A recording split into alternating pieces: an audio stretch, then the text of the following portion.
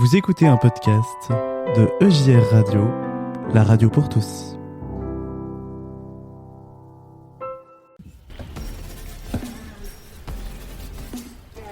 Le grand témoin du mois sur EJR Radio. Bonjour, c'est Pascal sur EJR Radio pour un nouveau numéro du Grand Témoin du Mois. Ça faisait un petit moment qu'on n'en avait pas eu, mais on est heureux de pouvoir à nouveau échanger, écouter des témoignages. C'est tellement beau. Je suis avec Arthur. Ça va, Arthur? Ça va bien et toi, Pascal? Bon, super, très très bien, merci. Alors on a la joie d'accueillir quelqu'un que maintenant on connaît bien sur EJR Radio, c'est Pauline Bétuel. Bonjour Pauline. Bonjour à tous. Alors, bienvenue, j'irais presque bienvenue à la maison. Merci beaucoup, ça fait plaisir d'être de retour. Alors tu sais que pour préparer cette émission, j'ai fait un peu des recherches. Je me suis demandé quand est-ce que c'était la première fois que tu es passé sur EJR Radio, et en fait c'était le 9 novembre 2020. Lors du deuxième confinement, on avait une émission en direct qui s'appelait le direct du reconfinement, et tu étais venu témoigner à ce moment-là avec nous justement pour parler de ton premier album Inspire qui sortait. Je ne sais plus exactement si c'était avant ou après. Et puis... C'était juste quelques mois avant, mais effectivement, tu avais été un des premiers à me contacter. J'ai eu beaucoup de chance et c'est trop bien. J'avais plus la date précise en tête. J'ai cherché. De cette émission-là. Et derrière, en mois de décembre, tu nous as fait l'honneur d'être dans un autre direct. C'était notre première émission spéciale de Noël où tu as offert justement ton premier album Inspire lors d'un jeu concours. Tu vois, donc tu vois, un peu à la maison chez nous.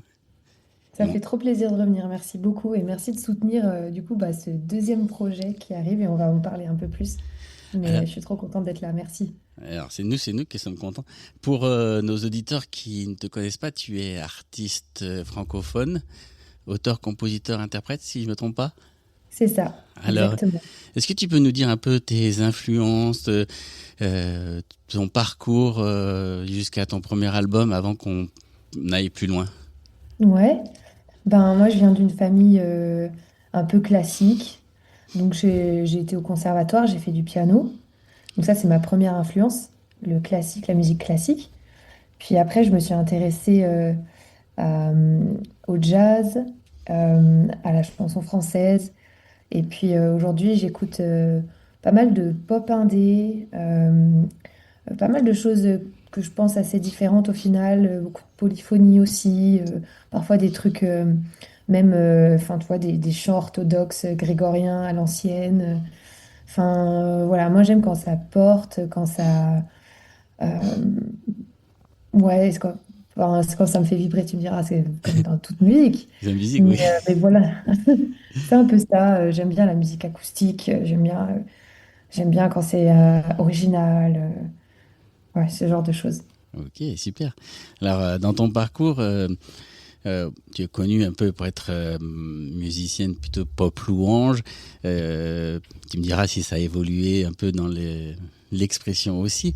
Mais tu as été connue au début comme chanteuse de groupes comme Glorious, comme Be Witness, où tu es toujours aujourd'hui. Est-ce que ces parcours par des groupes, avant de pouvoir faire ta propre carrière d'artiste, ça a été important? Qu'est-ce que ça t'a apporté? Ouais, c'est sûr, ça a été hyper important. Donc effectivement, j'ai découvert et chanté avec Glorious euh, à partir de 2017. On a, on a fait 5 ans ensemble. J'ai eu beaucoup de chance, tu vois, de pouvoir les suivre en tournée. Et à partir de 2019, j'ai intégré aussi le groupe Be Witness que tu as cité, Mhm. dans lequel je fais encore partie, dans lequel je chante encore. Et donc ça, clairement, ça m'a influencée. Mais c'était aussi la réponse à un désir, un appel de faire de la louange. Et tu vois, ça, c'était vraiment le fil rouge quand je regarde un petit peu en arrière de ma musique, c'est que j'ai rencontré le Seigneur et en même temps, j'ai rencontré la pop louange et cette possibilité, tu vois, de donner son cœur dans la musique avec ce truc en plus qu'apporte la louange, qui est un lien direct avec Dieu. Tu vois, Mhm. moi, je vois ça un peu comme ça. La louange, c'est comme un coup de téléphone que tu as avec Dieu. Tu as la ligne en direct. Et Enfin, voilà, c'est une image. C'est une image. Mais Ouais. en tout cas, je pense tout art, toute beauté peut conduire à Dieu, ça c'est sûr. Mais pour en revenir à ta question, ouais, ça a été super important dans mon cheminement. Ça m'a appris le, un côté déjà professionnel, Mhm. la réalité de la tournée aussi, avec son rythme, avec ses exigences, avec aussi le côté plus spectaculaire qu'une soirée de louanges lambda dans une église. Ce que d'ailleurs, je connaissais d'ailleurs un petit peu de par chez moi, dans ma paroisse. Ça m'a aussi appris peut-être une forme de simplicité, plus personnellement, tu vois, dans des chants plus simples, un relationnel plus simple avec les gens aussi, parce qu'on rencontre énormément de monde et que je trouve que c'est une invitation justement à se dépouiller de tous les faux-semblants. Euh, voilà, c'était assez riche en fait de faire ce parcours avec eux et c'est pas fini pour le Non. moment. Euh, donc ouais, je sais pas si j'ai répondu à ta Ouais, question. si, ça a répondu à ma question. Et du coup, ça m'amène à une autre question. Tu as choisi aussi, même si tu continues avec Be Witness, de faire une carrière solo. Mhm. Est-ce que c'était parce que tu sentais que tu avais d'autres choses à dire en plus que j'adore Glorious, j'adore Be Witness, mais est-ce que quand on écoute tes chansons, on sent qu'il y a d'autres messages, d'autres inspirations? Alors je reviens à ton premier album, Inspire, mais Mhm. est-ce que c'était ça l'idée de te laisser inspirer par Dieu et de pouvoir l'exprimer? Parce que pour moi, un artiste, avant tout, il essaye d'exprimer quelque chose, d'exprimer ce qu'il a au fond de ses tripes. Et est-ce que c'est ça l'idée c'était pour toi d'aller plus loin encore, répondre à un appel de faire aussi cette carrière solo? Oui, alors c'est vraiment ça dans le sens où c'est vraiment répondre à un appel, mais là où je mettrais de la nuance, c'est que j'ai jamais eu le désir d'avoir une carrière. Enfin, en tout cas, tu vois, j'ai mis un petit peu de temps avant de vraiment conscientiser et de me dire, OK, là, je sens que effectivement, je suis pas à ma place parce que c'est pas vraiment ce que je veux. Je cherche pas à être une artiste, je cherche pas à faire une carrière, à être applaudie, à faire plein de salles, plein de concerts. Mhm. C'est pas ce qui m'importe. Par contre, c'est vrai que dans mon cœur, il y avait des chants. Mon cœur, il y avait l'envie de partager ces chants avec des gens, de répondre à des besoins de prières particulières. Et j'ai pas non plus énormément mentalisé le truc, tu vois. C'est pour ça que le mot appel, il est juste dans ce que tu dis. C'est vraiment que je me suis sentie poussée à créer quelque chose. Mhm. Et donc, il y a eu la forme, et donc il y a eu le premier EP, et puis maintenant vient le deuxième album. Mais, mais tu vois, c'est vrai, ça part de ces tripes-là, de ce truc qui déborde du cœur, il faut absolument le sortir. Mais je mentalise pas la suite, en fait. Je cherche pas après ouais, à faire 40 dates dans l'année. Enfin, c'est pas du tout mon objectif, quoi. Ouais. Tu cherches à partager ce que tu as dans ton cœur et alors, j'ai dit carrière parce que tu as envie d'une Je certaine manière, comprends. mais c'est vrai que pour moi le fond d'un artiste c'est pas forcément que ceux qui sont en haut de l'affiche, ceux qu'on entend. Un artiste c'est celui qui exprime quelque chose d'artistique, de beau et de profond. Donc c'est en ça Ouais, que carrément. voilà, c'est ça. Ouais, ouais, je comprends. Et en fait, c'est super intéressant, du coup, d'en venir à préciser ça. Euh, voilà. Et c'est aussi pour ça que nous, à EJ Radio, on est toujours heureux de soutenir des jeunes artistes, comme ça a été le cas au début que tu as commencé avec ton album, de pouvoir montrer qu'un artiste n'est pas que celui qui vend des millions d'albums, que celui qui remplit des salles, mais c'est celui qui a quelque chose à partager, à exprimer. Et c'est ça, en fait, Mais exactement. Je crois qu'il faut faire la différence entre un artiste et une star. c'est ça. Et j'ai l'impression que les réseaux sociaux nous vendent beaucoup le modèle star, influenceur, où faut être hyperactif, faut se montrer un peu sous toutes ses coutures et donner envie. Enfin voilà, c'est un mode de vie qui correspond à certains profils, plus extravertis peut-être aussi. Et en tout cas, ça correspond à certains profils. Mais ça, pour moi, ça c'est chercher à être une star, être applaudi et tout. Et voilà. Et puis il y a l'artiste. Où là, bah, pour le coup, d'ailleurs, on le sait, c'est plus difficile de vendre son art parce que là, on part on sort du côté artistique, on sort de cette bulle de l'artiste qui comment dire, se connecte à ses émotions, crée juste ce qu'il a sur le cœur Mm, et cherche juste à sublimer avec quelques mots ou avec quelques notes des émotions qu'il a en lui, quoi. c'est clair. Alors, je t'ai parlé tout à l'heure de ton premier album 2020, on était déjà là au début avec toi. 2020-2026, ça fait quand même pas mal de temps qui s'est passé entre les deux.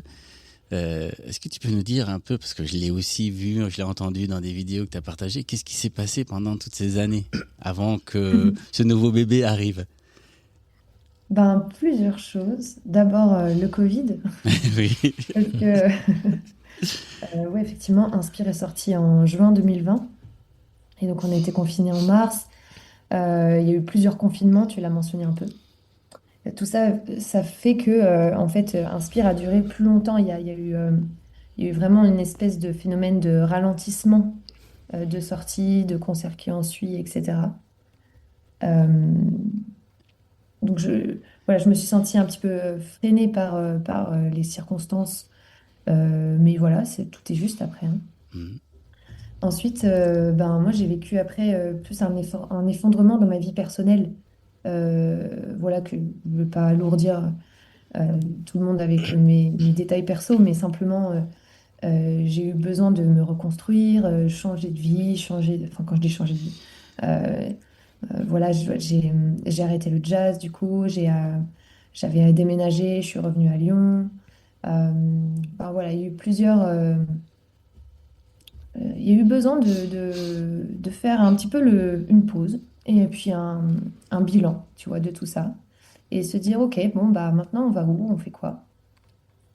Et cette étape, je me rends compte qu'elle est extrêmement bah, riche au final, parce que de là, il y a plein de choses se sont alignées, tu vois, à partir du moment où j'ai remis Dieu au centre aussi. Mhm.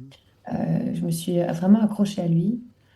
Euh, et donc là, ce dont je parle, c'est déjà, tu vois, 2022-2023. Et, euh, et à partir de 2023, bah, je rencontre celui qui va devenir mon futur mari. Euh, je lance le projet de sortir un nouvel album. Et le temps de composer, le temps Mhm. aussi de trouver euh, certain financement, les bonnes personnes euh, pour jouer dessus, pour l'enregistrer, etc. Euh, voilà, ça fait qu'on arrive en 2026. Et moi, j'aurais aimé que ça sorte plus tôt, mais c'était le temps de Dieu, tu vois. C'était le temps pour maturer toutes ces choses. Et cet album, ça fait du coup 2 ans et demi que je travaille dessus.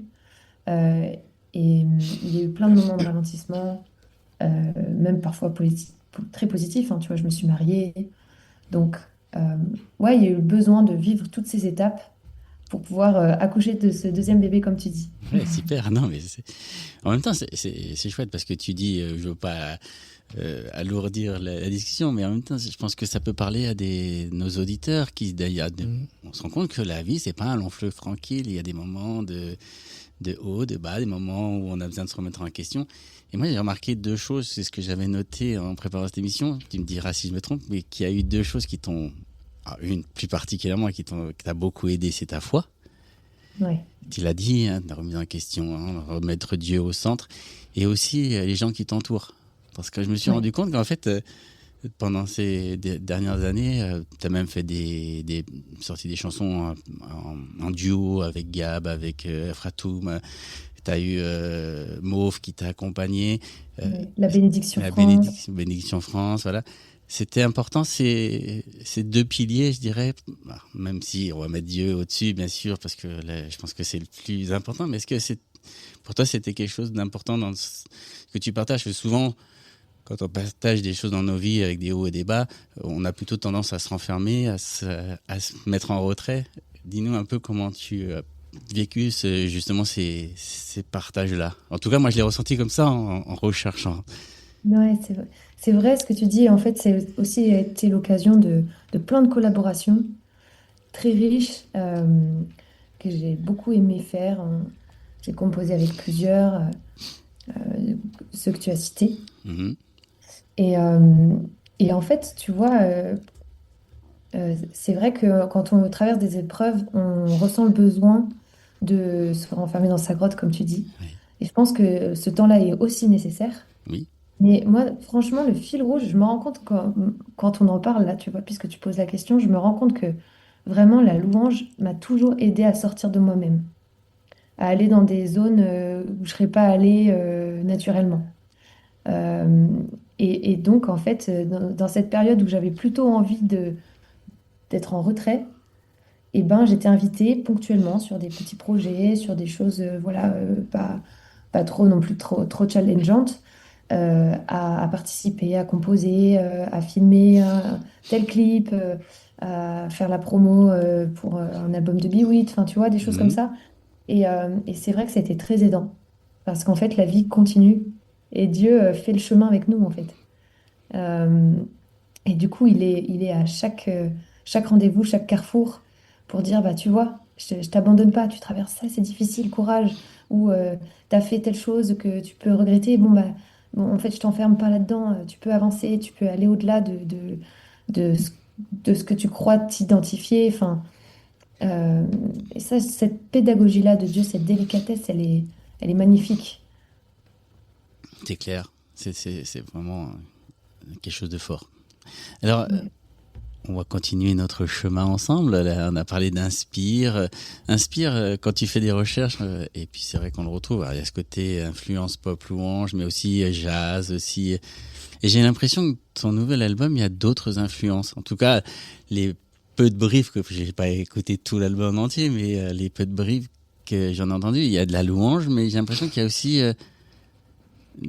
presque de la fortification dans des choses que tu dis, de l'encouragement. Je sais pas si je me trompe, si c'est ce que je ressens, mais en tout cas, il y a eu une ou deux chansons. On en avait parlé quand on s'était vu la dernière fois sur Be Witness, mais on parle de la peur, on parle de.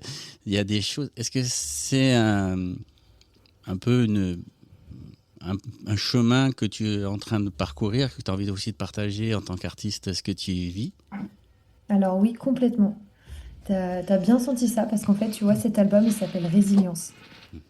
Et il parle de ça, il parle de ce chemin de résilience que Dieu parcourt avec nous et qui fait que chaque épreuve, chaque blessure nous rend plus forts et plus beaux aussi. Un petit peu à l'image de cet art japonais, le kintsugi, où quand un bol est brisé, on va le réparer avec de l'or. Et du coup, il devient encore plus précieux après. Et moi, ce que j'aime partager avec cet album, c'est justement ce cheminement, cette compréhension que euh, à mesure qu'on avance, on est fortifié, on est comme magnifié, on est aussi plus vulnérable. Mais en fait, c'est ça aussi qui est beau. Et donc, j'ai vraiment à cœur d'encourager les gens, tu vois, dans cette traversée, dans cette errance. Euh, euh, Tout l'album est construit comme un cheminement spirituel qui va du premier appel d'aller au-delà de ses peurs. Mhm.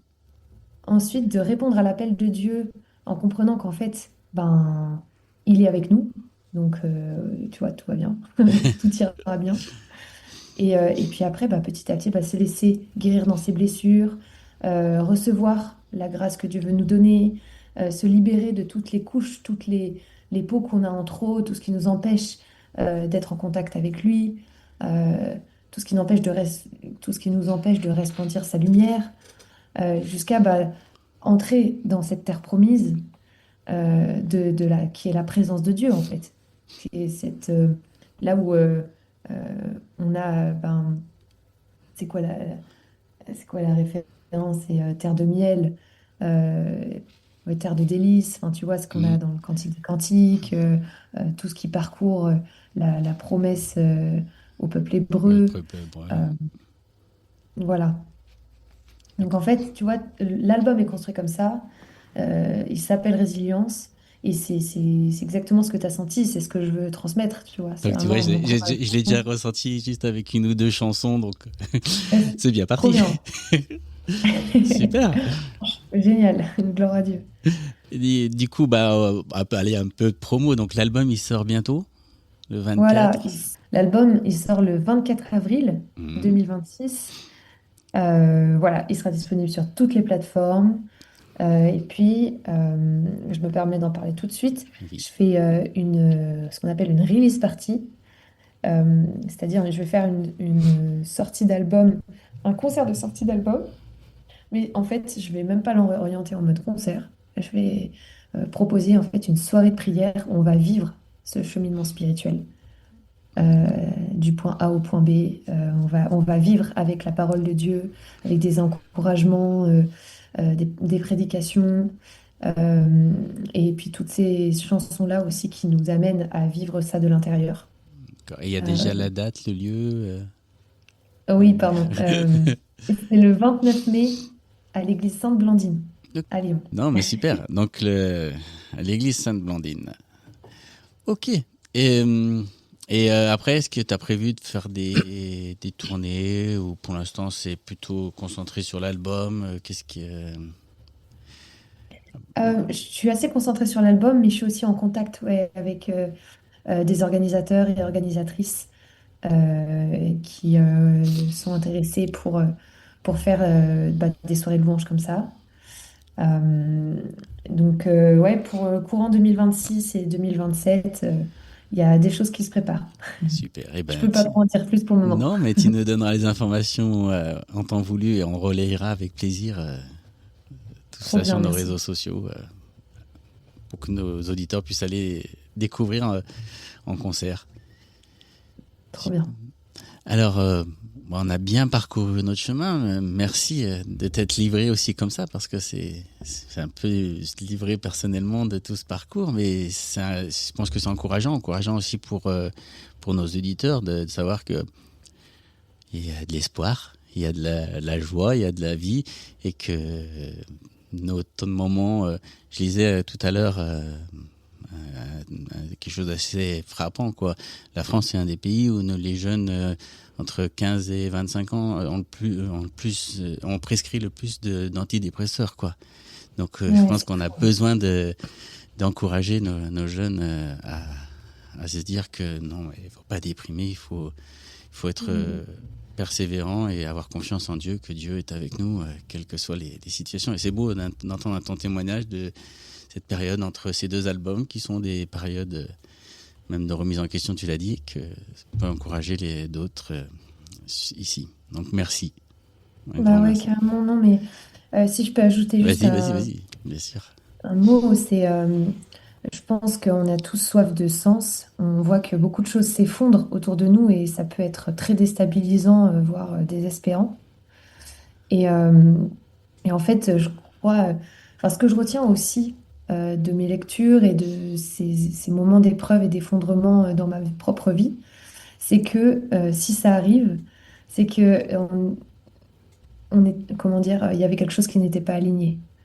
Et c'est plutôt, en fait, c'est tant mieux, j'ai envie de dire, parce que l'effondrement, il permet le renouveau. Mm. Et on ne peut pas passer d'un nouveau à une autre nouveauté sans effondrement. L'effondrement, il vient juste dire qu'il y avait quelque chose qui n'allait pas. Il y avait quelque chose qui devait mourir. Et tu vois, ce cycle de vie qui est complètement naturel et qu'on retrouve aussi bien dans la nature que nous, même nous, dans notre corps de femme, nous les femmes, on est particulièrement sensibles à ça. On a des cycles, Mm. on a voilà, des saisons. Et en fait, je crois que plus on accepte ces saisons, plus on accepte ces cycles de mort et de renaissance, et, euh, et mieux on se porte, en fait. On grandit d'autant plus vite. Euh, Enfin, je pense que c'est quelque chose de magnifique et de vraiment, vraiment, enfin, c'est la vie, tu vois. C'est C'est ça. Et c'est le message de ouais. Pâques qu'on vient de vivre il n'y a C'est pas le message longtemps. de Pâques Ouais. d'ailleurs. C'est le message de Ça fait Pâques. douce. Au moment où on pense que tout est fini, que la mort a vaincu, ben non, il y a cette résurrection et cette vie. Et on est en plein dans ce message extraordinaire. C'est ça. Eh ben, Amen, exactement. merci.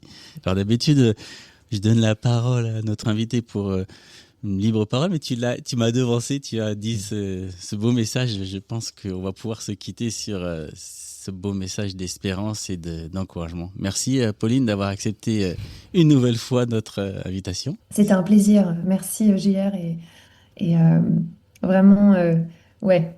Et tu es toujours la bienvenue. Tout mon amour, toutes mes prières à ceux qui nous écoutent. Merci. Merci. À bientôt. À très bientôt.